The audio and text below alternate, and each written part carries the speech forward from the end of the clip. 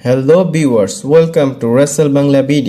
কথা বলবো Brock Lesnar এবং ওবাফেমির বিষয়। আপনারা সবাই জানেন Obafemi king of the ring tournament winner, আর ব্রক লেসনার এসে তাকে মেরে চলে গিয়েছে।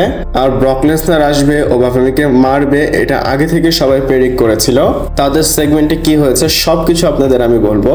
আপনারা যারা এখনো চ্যানেলটাকে সাবস্ক্রাইব করেননি সবাই সাবস্ক্রাইব করেন এবং ভিডিওটাকে লাইক করেন। আমার আরেকটা চ্যানেল আছে, আমি কোলাপ করে দিয়েছি, আপনারা ক্লিক করলে ওই চ্যানেলে গিয়ে দেখে আসতে পারেন। যদি ভালো লাগে সেই চ্যানেলটাকেও সাবস্ক্রাইব করবেন।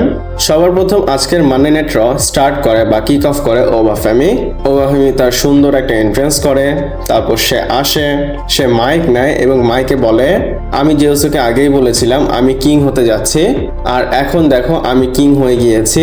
আমি যেহেতু কিং হয়েছি এখন আমার কাছে চয়েস আছে, আমি রোমেনকে চ্যালেঞ্জ করব অথবা স্ম্যাকডাউনে গিয়ে স্যামিকে চ্যালেঞ্জ করব। আর যখনই এই কথাটা সে বলেছে একটা মিউজিক হিট হয়, আর আপনারা হয়তো ধারণা করেছেন এই মিউজিক যখন হিট হয় পুরো অডিয়েন্স, পুরো এন্টায়ার এরিনাটা শক খেয়ে যায়। এক কথায় সেই মিউজিকটা অরার একটা ফিল করায়। আমি এখানে বলি, আমি জানি না আপনারা কার ফ্যান, হয় র্যান্ডি অর্টনের ফ্যান, না হয় জন সিনার ফ্যান, না হয় রোমান রেন্সের ফ্যান, না হয় রকের ফ্যান। এদেরকে আপনারা হয়তো অনেকে গ্রেটেস্ট মনে করেন, কিন্তু আমি যাকে গ্রেটেস্ট মনে করি, রিয়েল গ্রেটেস্ট, সেটা হচ্ছে ব্রক লেসনার।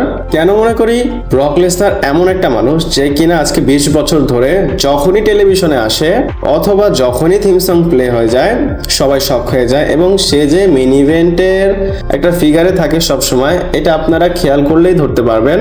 হয় ব্রক লেসনার এতদিন টাইটেল ফিগারে ছিল, না হয় সে শোকে ওপেন করেছে অথবা শো এর মেইন ইভেন্ট করেছে। মানে আমি বুঝাতে চাচ্ছি ব্রক লেসনারের মতো অরা মেনটেন করা কোনো সুপারস্টার বা কোনো কেউই করতে পারবে না। এখানে আমি যদি বলি, আপনারা হয়তো বলতে পারবেন রোমান রেন্স 4 বছর ধরে বা 5 বছর ধরে এটা মেনটেন করে আসতেছে। রোমান রেন্স যেটা মেনটেন করতেছে সেম জিনিস ব্রক লেসনার 20 বছর ধরে করতেছে। ব্রক লেসনার আসে রিং এর মধ্যে পল হেমনকে নিয়ে, আর একটা ছেলে একটা মেয়েকে যেভাবে টিজ করে সেম ওইভাবে ব্রক লেসনার ওবাফেমিকে টিজ করতেছে। এসে ব্রক লেসনার আসে, ওবাফেমিকে বলে যে, আরে তুই কি বলেছিলি আমার প্রোমো কার্ড করতে পারি না, আমি প্রোমো কার্ড করতে পারি না, এর জন্য আমি আমার সাথে পল হেমনকে রাখি। তুই কি বলতেছিলি ব্রক লেসনার ভয় পায় এবং তোকে ম্যাচের মধ্যে ভুলবশত আমি ব্রক লেসনার হারিয়ে দিয়েছিলাম, আমি ডাব্লিউডাব্লিউ কোম্পানিতে এর জন্য আসি না, আমি তোমাকে ভয় পাই।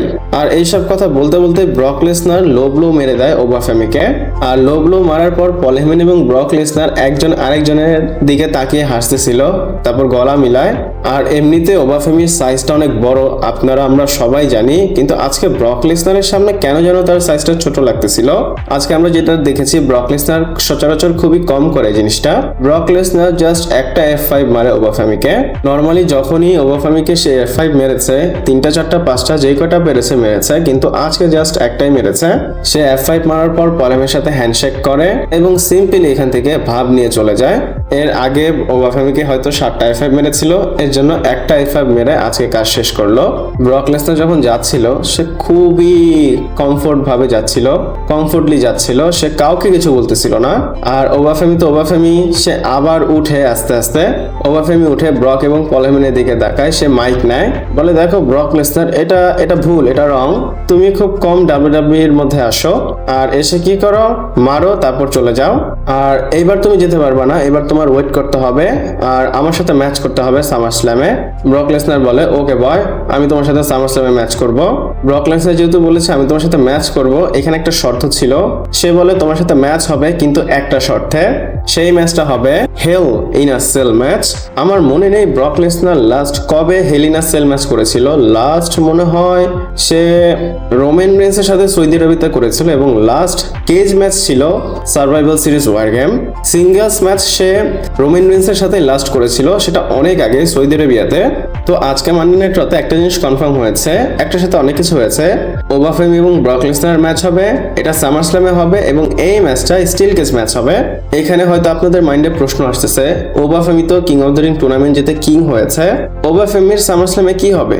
মানে ওবাফেমি যদি সামার স্ল্যামে ম্যাচ করে ব্রকের সাথে, তাহলে তার যে একটা অপরচুনিটি সেটার কি হবে? সে সামার স্ল্যামে টাইটেলের জন্য কার সাথে ম্যাচ করবে? এই সব কনফিউশন কিন্তু ডাব্লিউডাব্লিউ যারা আছে তারা অলরেডি মানডে নাইট রাতে ক্লিয়ার করেছে।